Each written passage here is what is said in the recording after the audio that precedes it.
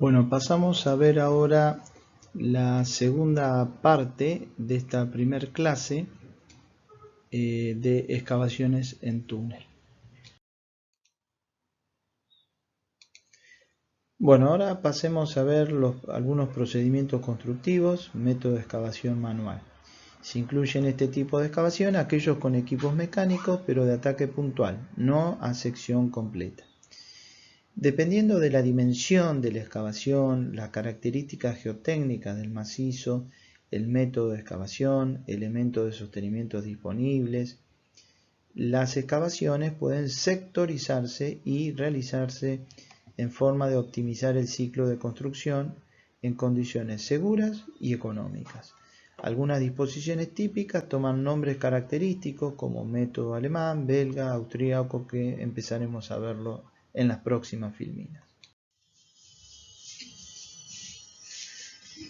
Bueno, el método austríaco, ejecutado en una secuencia tal donde se realiza primeramente una galería en la bóveda, otra inferior por la que se extrae el material, y se extrae por aquí, seguido por avances de bóveda en tramos cortos como apuntalamientos temporarios, o sea, en este sector se avanza también a los laterales de la bóveda con apuntalamientos. A esta sección le siguen los hastiales y ejecutándose el revestimiento definitivo en secuencia inversa de abajo hacia arriba. O sea, una vez que se excava todo, se apuntala, se hace el revestimiento de abajo hacia arriba de los hastiales, completándose toda la secuencia. Bueno, ahora vemos el nuevo método austríaco, la mejora en las posibilidades tecnológicas, desarrollo del hormigón proyectado y mejores técnicas de perforación y sistemas de anclajes, llevó a la modificación del método realizando un procedimiento de excavación con similar secuencia, o sea, excavaciones en la parte de la bóveda y colocación de hormigón proyectado gunita con anclajes, de secciones más excavadas a la sección completa. Es un procedimiento de excavación con similar secuencia, pero con ejecución de sostenimiento primario y secundario totalmente con hormigón proyectado. Acá es importante el seguimiento de las deformaciones durante la construcción.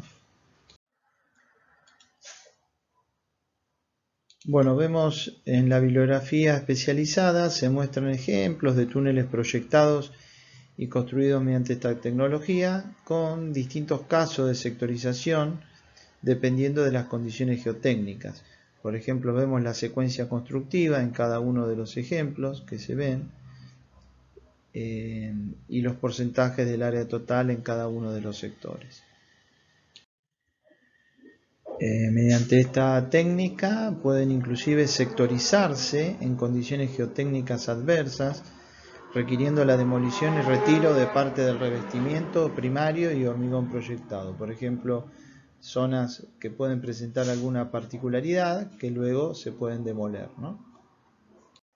En la figura se muestran algunas recomendaciones asociadas a la calidad de la roca, como podemos ver, tipos de sostenimiento recomendable, incluidas fases de excavación, con la numeración, el tipo de roca y el tipo de sostenimiento recomendado. A mayor calidad, menor sostenimiento, y a menor calidad, mayor sostenimiento. En las imágenes se muestra el uso de arcos y gunita en forma conjunta. Como se puede ver acá, los arcos, la gunita. No es habitual el uso de anclajes instalados posterior a la colocación de la gunita. Como vemos, está instalado el anclaje posterior a la gunita. Y acá vemos algunos detalles en los cortes. Bueno, ahora vamos a ver el método alemán. En el esquema y fotografía se muestra como ejemplo de este sistema los trabajos en la prolongación de la línea D de subterráneos de la ciudad de Buenos Aires. Se ejecutan inicialmente los hastiales con una galería de drenaje de avance. Se ejecutan estas galerías de los hastiales y también una galería de avance. Acá podemos ver la galería de los hastiales y la galería de avance. Acá se puede ver las dos laterales y la central. Se realizan en tramos de aproximadamente 75 metros estas dos galerías. Una vez finalizadas las tareas de excavación hacia ambos lados de un pozo de acceso, se efectúa el hormigonado de los hastiales en dos etapas, avanzando desde el extremo de las galerías hacia el pozo. O sea, se hormigona este sector. Se realiza en tramos de 3 metros una galería central que se apuntala con viguetas. O sea, se excava este sector, se apuntala todo con viguetas, de manera de ir avanzando en 3 metros. Se completa la excavación de la bóveda en avances de 3 metros. El sostenimiento consiste en viguetas premoldeadas, pretensadas y apoyadas en el tramo previamente hormigonado y en una cercha de madera apuntalada. Esto permite el avance cada 3 metros.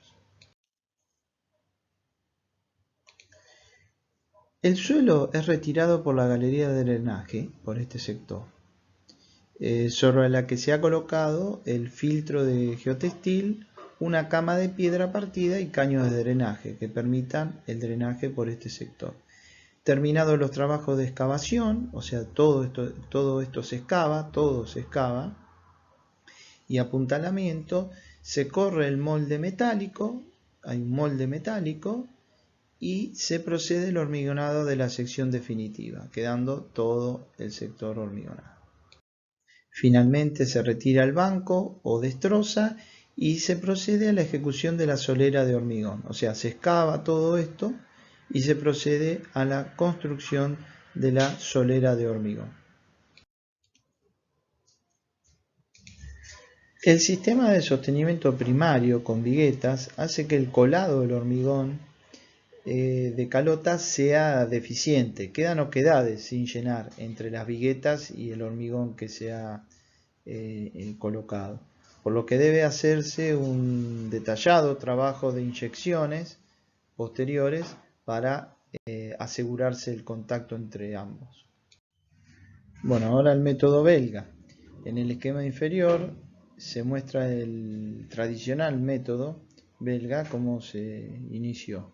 Ejecución de la calota con sostenimiento habitual para la época y posterior ejecución de hastiales, o sea, excavación y sostenimiento y luego el recubrimiento y luego la excavación de la parte inferior.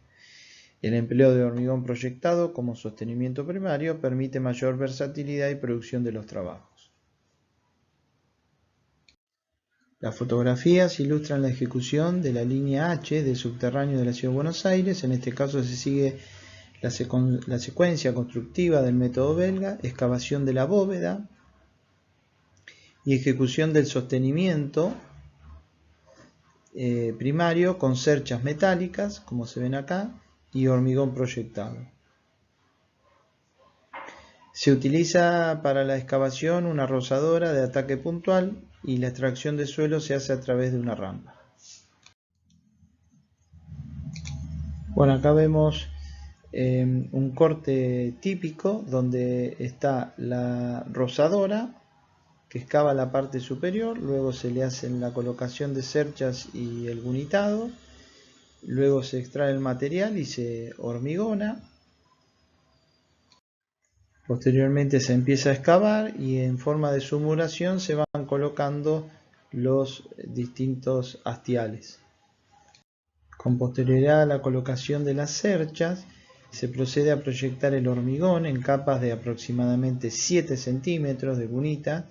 En la parte inferior se ejecuta una base ensanchada, tipo pata de elefante, para que sirva de apoyo en etapas futuras de la excavación.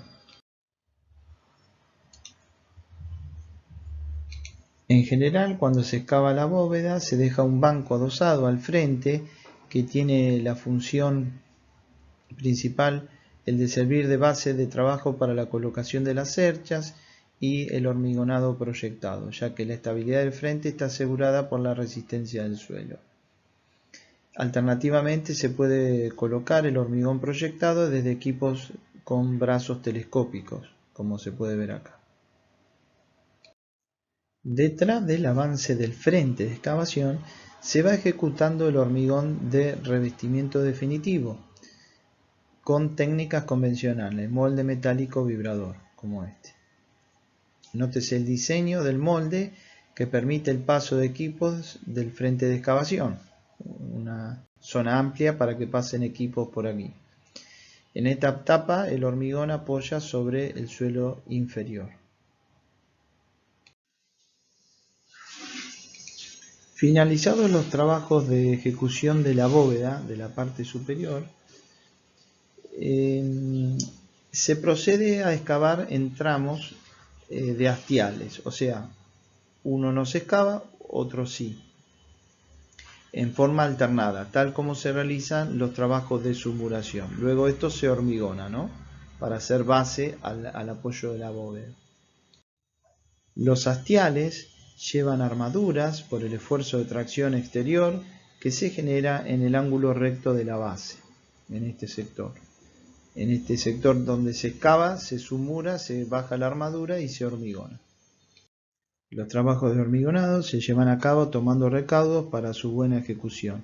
Se hormigona desde un bolsillo que permite aplicar carga. La superficie inferior en la bóveda se deja con una pendiente y con una capa de arena para que cuando se excave el hastial la superficie quede limpia. No obstante eso, los contactos entre los hormigones suelen no resultar adecuados. Esto se corrige con inyecciones de contacto, por ejemplo en estos lugares, ¿no? Finalmente se procede a la excavación del banco y el hormigonado de la solera. También podemos ver otro trabajo de excavación en una sección de 2 vías ampliada en zona de pantalón, donde se dividen los 2 túneles en la prolongación de la línea B, ejecutada a sección completa con sostenimiento de cerchas y hormigón proyectado. También vemos un conducto cloacal que ha sido reubicado. Una zona similar a sección completa, excavada a sección completa con sostenimiento de cerchas metálicas y hormigón proyectado. Acá vemos la forma de extracción de suelos en la misma obra, con un túnel vertical donde se extrae el material. Bueno, acá podemos ver la prolongación de la línea B, construcción de la estación Esteban Echeverría en Caverna. Aquí la prolongación de la línea H, construcción de la estación Corrientes en Caverna. La misma estación Corrientes en Caverna, casi ya finalizado, con todas las etapas de hormigonado. Acá podemos ver la ejecución de túneles del aliviadero a sección completa en roca sedimentaria en la presa Caracoles, donde se realizaron revestimientos primarios con cercha y hormigón proyectado. Acá la ejecución del túnel de desvío y de operación de la central y riego en la presa Casa de Piedra, operaciones de colocación de hormigón proyectado y hastiales y solera. En el esquema superior se muestra un equipo de aplicación de hormigón proyectado vía húmeda. Tiene mayor rendimiento y un mejor control de ejecución, y la aplicación vía seca tiene como ventaja por un mejor comportamiento cuando hay afluencia de agua desde el macizo rocoso, que hace aportar la humedad restante. Vamos a ver en relación al hormigón proyectado algunas consideraciones. En los esquemas se muestra una previsión teórica de desperdicio por rebote según distancia y ángulo de aplicación. Estas consideraciones, sumadas a los inevitables mayores volúmenes por sobreexcavación, por ejemplo acá se ve que hay una sobreexcavación y hay que rellenarla posteriormente, generan un desperdicio que varía entre un 35 y un 50% del volumen teórico de proyecto, ¿no es cierto? Vamos a ver un caso particular. En oportunidad de la construcción de la prolongación de la línea D de subterráneos, siguiendo el método alemán, cuando se había ejecutado unos 12 metros de las galerías de los hastiales, como se muestra en esta figura, se produjo un accidente fuera del horario de trabajo y por lo tanto sin víctimas. La excavación se realizaba a una profundidad de unos 6 metros hasta la clave de la galería. El suelo tenía características similares a las habituales a lo largo de la traza, salvo por un sector de suelo más negro que se observa a la izquierda abajo. Nótese que el derrumbe fue lateral y las cerchas superiores se desplazaron no por carga superior, sino por pérdida de apoyo de la pared. O sea, esto se vino hacia acá. Al analizar la situación se observó que el conducto cloacal de 800 milímetros de hierro fundido, que aparecía en los planos a 2,50 metros del borde de la galería, estaba un poco más cerca y además, y mucho más importante, había sido colocado dentro de una galería de mayor diámetro. Esta es la galería. Y esta galería, con el paso del tiempo, se estima que había sido construido hace unos 50 años antes, se había llenado de material de desborde en las cámaras, y al ejecutar la galería de los hastiales, o sea, al hacerse esta galería, esto se derrumbó y produjo el colapso. Bueno, vamos a ver algunas situaciones especiales en las zonas de portales, en la entrada de algunos túneles. En los sectores próximos a las embocaduras se presentan condiciones especiales asociadas a menores presiones de confinamiento en el macizo por menor tapada, lo que reduce la capacidad portante del mismo. Vemos acá el túnel que al estar en contacto con la atmósfera o tener menores presiones de tapadas se descomprime. Si además se tiene en cuenta que son sectores superficiales los más afectados por la alteración meteórica, se comprenderá que debe reforzarse allí el sostenimiento del túnel, complementándolo con trabajos de confortación de taludes. O sea que si nosotros tenemos un refuerzo en el interior del túnel, tenemos que prever que en la zona del portal debemos poner y colocar un refuerzo adicional. En las fotografías adjuntas se muestran un portal sostenido internamente con arcos metálicos y hormigón proyectado, completados con hormigón colocado in situ, como este, con hormigón colocado in situ. En las otras dos fotos, un portal en roca muy fracturada, en el cual el sistema de anclajes y malla de alambre no fue suficiente para una adecuada confortación, y se ven muchas deformaciones en este acceso al túnel. Dentro de los métodos de excavación mecánica podemos ver que existen distintos tipos de equipos cuyo uso se adapta mejor al tipo de macizo, secciones a excavar, longitud de tramos a ejecutar. Dentro de los equipos usuales se destacan las máquinas de ataque puntual, como las rozadoras, que tienen un buen rendimiento aún para materiales rocosos de alta resistencia.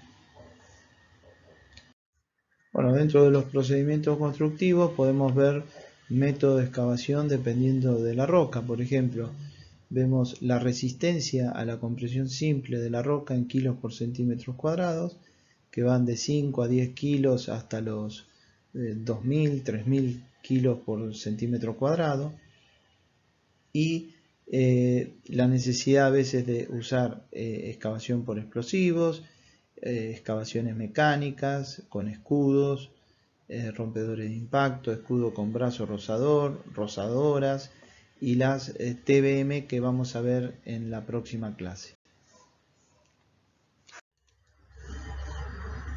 Bueno, veamos ahora dentro de la excavación en túnel la estabilidad de un frente y analizamos el mecanismo de falla como el de la figura, considerando que se hace un túnel como si fuera en arcilla, y si el ancho de la ranura que estamos evaluando B es pequeño en relación a la profundidad, analizada como sigma z, gamma por Z sería el peso unitario por la profundidad Z al eje del conducto que se va a realizar. La rotura resulta cuando, si consideramos un cilindro, como si esto tuviera profundidad y tuviera forma cilíndrica, y la tensión sigma z, o sea gamma por h, es mayor a 6,28 veces la cohesión no drenada, se produce la rotura. En el caso de analizar solamente un sector puntual, donde sería una falla, una ranura circular, en ese caso va a ser un poco menor porque no tiene el efecto lineal del cilindro y por lo tanto la tensión vertical tendrá que ser superior a 7 veces y media la cohesión no drenada. Bueno, acá podemos ver los mecanismos de rotura del frente de un túnel. En este caso, el primero, el esquema de rotura generalizado, donde se produce la rotura desde el terreno natural hacia la parte final del túnel, donde está el frente. Y la otra, la esquema de rotura local, donde solamente se produce la rotura en este sector localizado. Bueno, acá podemos ver que la estabilidad del frente, donde en este caso se considera libre no solamente el frente, sino también el sector del túnel no soportado, o sea que todavía donde no se colocó sostenimiento. Y vemos toda la sección que abarca, que tiende a hundirse a consecuencia de la construcción del túnel por debajo del subsuelo. Bueno, acá tenemos un mecanismo de falla simplificado, donde se ven las dimensiones de estos primas, que están condicionadas por la geometría del túnel, las propiedades mecánicas del suelo y la longitud excavada del soporte.